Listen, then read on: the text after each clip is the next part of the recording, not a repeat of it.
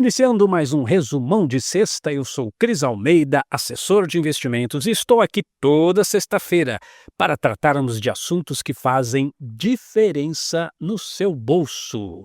Hoje é sexta-feira, 15 de maio de 2026, três assuntos que eu selecionei para nós. Vamos falar da visita do Trump na China, vamos falar desse bafafá que está dando essa história aí do Vorcaro, financiando o filme do Bolsonaro, como é que é essa história aí, e também vamos falar de um dos assuntos mais importantes e menos comentados pela mídia, que é o Cisbajude. Já já você vai entender do que é que eu estou falando.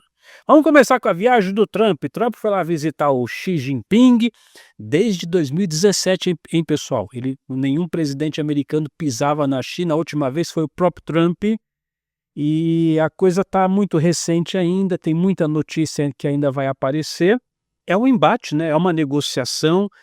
O Trump, por um lado, ele tem o poder de tarifar não só a China, mas qualquer outro país. O Trump tem nas mãos o grande mercado americano, porque por mais que as pessoas falem que a economia americana, não sei o que, isso, aquilo, mas é o maior mercado econômico do mundo. Os Estados Unidos têm a tecnologia, têm a inteligência artificial. Os Estados Unidos são o maior produtor de petróleo do mundo. Você sabia disso? Então o Trump chegou lá com o Elon Musk, com o CEO da Apple, da Nvidia, o CEO da BlackRock, chegou com a turma toda que manda nas tecnologias e no dinheiro. E a China, por outro lado, sim, eu já falei isso em vídeos do passado, ela tem uma dependência forte do petróleo mundial, tanto é que ela foi uma das grandes afetadas por aquele conflito no Irã. Mas a China, como poder de troca, tem lá as terras raras, os minerais críticos para a produção de chips e tudo mais. E a China também está nesse embate todo com a possível retomada de Taiwan, tem essa confusão toda. Será que a China vai absorver Taiwan de novo ou Taiwan vai se tornar um país independente? Mas o fato é esse, há uma negociação em andamento. Os Estados Unidos querem sim a entrada no mercado chinês das empresas americanas cada vez mais, quer que a China abra as portas para as empresas, não só de tecnologia, mas todo tipo de empresas adentrando no território chinês. Por outro lado, a China, que também está nessa corrida pelo embate aí da inteligência artificial, quer ter mais acesso ao mercado de chips, por isso que fica de olho em Taiwan, que é talvez a maior produtora de chips atualmente, e as negociações estão correndo. O que vai sair disso, ainda não sabemos. Mas pode ter certeza que esse tipo de negociação vai trazer repercussões econômicas. Quando acontece esse tipo de coisa, o mercado começa a ficar em oscilação. Estava até acessando agora mesmo, antes de começar o vídeo, as ações da Nvidia já dispararam lá para o alto. Talvez outras também estão indo pelo mesmo caminho. Vamos acompanhar. Até semana que vem nós teremos mais informações consistentes, mas é algo para você ter aí na tela. Não é uma visitinha para passeio, não estão só cumprindo o protocolo, não é só para tomar um chazinho lá com o Xi Jinping, que tem grana, tem dinheiro, tem muita movimentação econômica por trás disso, além de ser uma coisa completamente histórica, não é, pessoal? A aproximação de duas grandes potências, Estados Unidos e China, que são considerados inimigos econômicos. Esse processo de aproximação pode gerar muita coisa bacana dentro do cenário econômico. Bom, vamos falar do Vorcaro também, assunto delicado, assunto complicadinho, porque Vorcaro se tornou um nome radioativo. Parece que falar Vorcaro é falar Césio 137, todo mundo foge, ninguém quer chegar perto. Não quer chegar perto agora, né? Porque antes, quando o cara estava cheio da grana, estava solto, era festa, era amigo de todo mundo frequentava a casa do Vorcaro, os iates, as mansões, os jantares e todo tipo de gente. Quando eu falo todo mundo, é todo mundo, de esquerda, de direita, de centro, todo mundo era amigo do Vorcaro, todo mundo conhecia o Vorcaro, todo mundo frequentava as festas do Vorcaro. Isso aí dá até para abordar um outro assunto, né, sobre a natureza humana, que é interessante, né? Quando o sujeito está bem, quando ele está com grana, todo mundo é amigo, vem cá, um abraço, isso, aquilo. Bastou o sujeito estar mal, todo mundo, ó, quer nem saber, nunca vi, não conheço, não quer. A natureza humana, né? Mas a notícia em si é porque surgiu essa repercussão aí do Intercept, que agora depois o Intercept até fez uma retratação, disse que não tem provas do que está falando, mas saiu a notícia de que o Vorcaro teria financiado o filme do Bolsonaro. O que a grande mídia e a imprensa não está notificando é que esse mesmo Vorcaro também financiou o filme do Lula, também financiou mais recentemente o filme do Temer. Você sabia disso? Que tem um filme que vai ser lançado agora, o filme do Michel Temer. Também teve financiamento do Orcário, isso não se comenta. Mas desse bafafá todo que a gente está sabendo é o seguinte, que foi criado um fundo de financiamento para esse filme que vai retratar a história do Bolsonaro. Então, vários empresários, não só o Vorcaro, fulano, beltrano, ciclano, foram convidados a contribuir financeiramente com esse fundo, e o Vorcaro foi um dos vários empresários que falou: não, eu vou ajudar, vou bancar, vou contribuir também com esse fundo, só que acho que o sujeito já estava começando a faltar grana e ele não estava fazendo depósito, assim como os outros empresários estavam fazendo. E aí o Flávio ligou lá para o Vorcaro e falou: "Ô amigão, como é que é? Tudo bem? Como é que tá as coisas? Como é que tá a família? Olha, estamos vendo aqui que você não está fazendo os depósitos que você tinha prometido. Você entrou aqui com os outros empresários para financiar o filme, dá para fazer o pagamento, está com as parcelas que está atrasada, como é que fica?" O Flávio deu uma de seu barriga para cobrar o Vorcário, que, assim como os outros empresários estavam fazendo os depósitos no fundo para financiar o filme, o Vorcário não estava pagando as prestação dele, como é que é essa, né? E aí já criou toda essa situação, o Flávio está aí pedindo dinheiro do Vorcaro, blá blá blá, deu essa confusão toda. E aí o Flávio já deu até uma entrevista na Globo, os repórteres tentaram pressionar ele: "Aí como é que faz? Está recebendo o dinheiro do Vorcaro?" E o Flávio falou: "Olha, mas nesse ano agora que passou, a Globo recebeu não sei quantos milhões também, o programa do Luciano Huck, também financiado pelo Vorcaro, como é que fica essa história toda?" O fato é que eu não quero entrar nessa discussão na parte política. O que me interessa aqui é a parte econômica, tem um detalhe muito importante. Quando saiu a notícia desse possível envolvimento Flávio Vorcaro, Vorcaro Flávio, a bolsa de valores fez isso aqui, ó, tum, foi lá para baixo. E isso afeta o seu bolso. Por quê? Porque o mercado econômico está com uma expectativa de mudança no cenário político. E a presença do Flávio Bolsonaro como uma possibilidade de substituição da política atual começou a animar o mercado. A bolsa começou a dar indícios de melhora. Aí isso aí surgiu essa notícia: opa, isso aí será que pode prejudicar tudo? Será que o Lula vai continuar no poder? E aí a bolsa, tum, foi lá para baixo.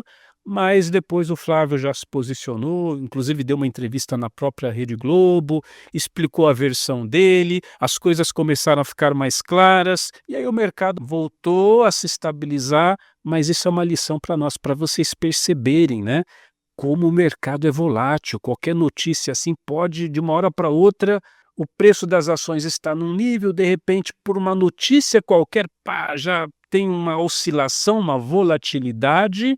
Por isso que seu patrimônio deve ser muito bem diversificado. Eu falava isso com um colega nessa manhã, na manhã de hoje, sexta-feira.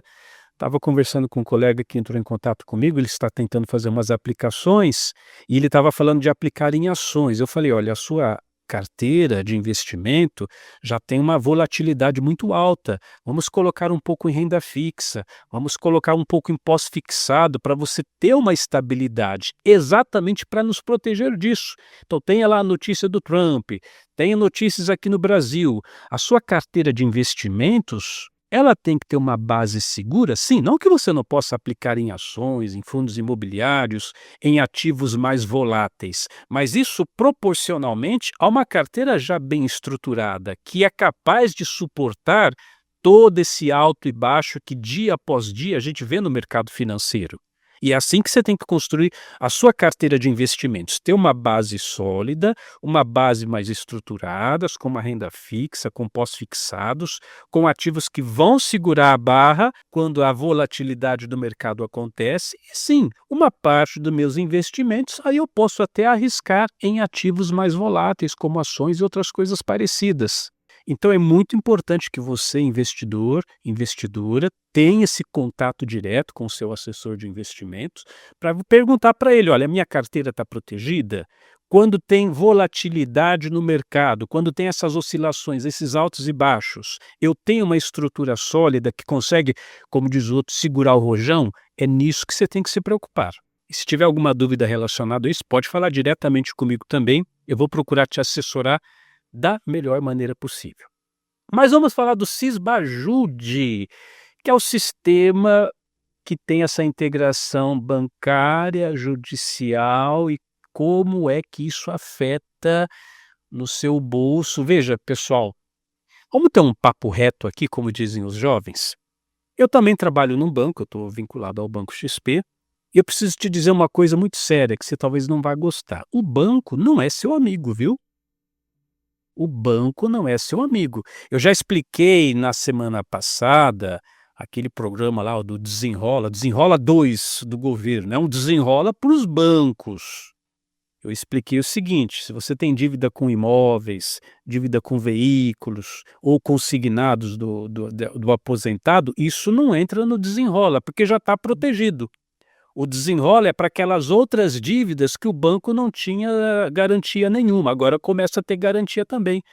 Bom, por que eu estou falando do Sisbajude? Porque agora, no dia 11, muito recentemente, a Justiça Brasileira e os bancos entraram num acordo para acelerar o bloqueio dos devedores. E esse bloqueio vai ser feito no mesmo dia. Então os bancos já estão fazendo toda essa preparação, então Banco do Brasil, Banco Itaú, Nubank, até a XP, todos os bancos fizeram esse acordo com o STF, só que vamos entender o seguinte: o Sisbajude não é novidade, isso você sabe, é um sistema judiciário, bancário, o juiz ia lá, digitava o seu CPF ou digitava o CNPJ, e aí o sistema mostrava para o juiz todos os bancos onde o fulano, Beltrano ou a empresa tinha uma conta corrente ou uma conta em investimento. Mas até então, o juiz então efetuava ali um bloqueio e levava alguns dias para que esse bloqueio judicial acontecesse, e esse bloqueio era por um tempo determinado. Por exemplo, bloquear a conta por um dia, ou por 10 dias, ou empresas às vezes era um tempo maior, por 30 dias a conta ficava bloqueada. Agora não. Agora, com esse acordo aí dos bancos com a justiça, o juiz apertou ali o botão, é automático, o bloqueio é na hora. E se antes o tempo era um dia, 2 dias, 10 dias de bloqueio, agora o bloqueio vai durar 1 ano. E isso é algo para você se preocupar. Aliás, teve a Lei 5.252, agora em 4 de maio, onde o indivíduo ele perde o direito de suspender o débito automático da conta corrente em caso de dívidas assim. E olha que interessante, eu já expliquei também semana passada, por exemplo, limite de especial, cartão de crédito ou empréstimo pessoal, são tipos de dívidas onde antes não era possível ser acionado o Sisbajude. Para que isso acontecesse, teria que ter todo um processo judicial, o banco teria que processar o indivíduo, tal, etc. Mas, porém, contudo, entretanto, agora, a partir de 4 de maio, se você tem uma dívida no banco, dívida de especial, de limite, de empréstimo que você fez, e você vai no banco ou mesmo no aplicativo online e você faz uma renegociação de dívida, a partir do momento em que você faz uma renegociação de dívida, aquela nova dívida renegociada vira um título que pode ser executado. Ou seja, você entra naquela panelinha que o juiz lá pode apertar o botãozinho do Sisbajude e de uma hora para outra, por 1 ano, as suas contas todas, não só daquele banco que você está devendo, mas as suas contas todas podem ser bloqueadas num único clique do juiz. E tudo isso acontecendo depois do desenrola, que supostamente é para salvar a pele do trabalhador brasileiro. Quer dizer, o desenrola, você pega o dinheiro do FGTS, você não pode usar o dinheiro do FGTS para nada, você não pode pegar 20% do seu FGTS para comprar uma coisa para sua casa, mas para pagar o banco pode. Para pagar o banco pode tirar o dinheiro do FGTS. Então tudo isso feito depois do desenrola, aí você faz uma renegociação e a partir de agora, aquela dívida que você tinha com empréstimo, com limite de cartão, com cartão de crédito. Se você não pagar, com essa nova tramitação, esse novo acordo dos bancos com a justiça, você pode ser acionado a qualquer momento. O juiz aperta lá o botãozinho e todas as suas contas bancárias ficam bloqueadas. E aí eu repito a pergunta que eu fiz na semana passada, na semana retrasada. Esse desenrola é um desenrola para o trabalhador ou é um desenrola para o banco? Você tem a resposta, você sabe a resposta. Então a minha orientação é: se você não vai pagar à vista uma dívida antiga que você tenha, não renegocie nada, não assine nada com o banco, porque qualquer nova negociação, uma dívida simples que você tinha de cartão de crédito, uma dívida simples que você tinha de um limite de especial, ela se torna um título executável. E o banco poderá pedir a penhora das suas, no plural, das suas contas correntes, todas elas e dos seus bens a qualquer momento, sem necessariamente ter que ter toda aquela tramitação de entrar com um processo e blá blá blá e demorar semanas, meses para então te acionar. Não, isso tudo agora é feito de forma automática. Então, muita cautela, muito cuidado. Por isso que a gente sempre repete, na Escola da Prosperidade, eu ensino isso o tempo todo: gastar menos do que se ganha, ter um rigoroso controle financeiro, um controle de gastos, viver ali certinho com as suas finanças para não entrar em armadilhas como essa. Porque depois que você cai na arapuca, aí, meu amigo, minha amiga, fica muito difícil de sair dela. Desculpe, porque eu sei que isso é uma má notícia, mas não foi eu que trouxe essa notícia, isso é o que está acontecendo. São as novas regras do jogo, e você precisa entender as regras do jogo para não sofrer penalizações. E se ficou ainda alguma dúvida, entre em contato comigo, fala direto comigo, aqui está o meu WhatsApp, 14 991 256 123, 14 991 256 123, e acesse também o nosso novo site, capitalerenda.com, onde você tem ali as informações fresquinhas do que está acontecendo no mercado financeiro. Você também tem a calculadora de juros compostos. Essa calculadora serve para você ter uma visão de longo prazo. Cris, se eu depositar tanto por mês, em tantos meses, em tantos anos, quanto é que eu consigo acumular depois de 5 anos, 10 anos, 20 anos? Acesse lá a calculadora de juros compostos para você já gerar uma perspectiva da sua independência financeira no longo prazo. Eu sou Cris Almeida, sucesso e prosperidade para você.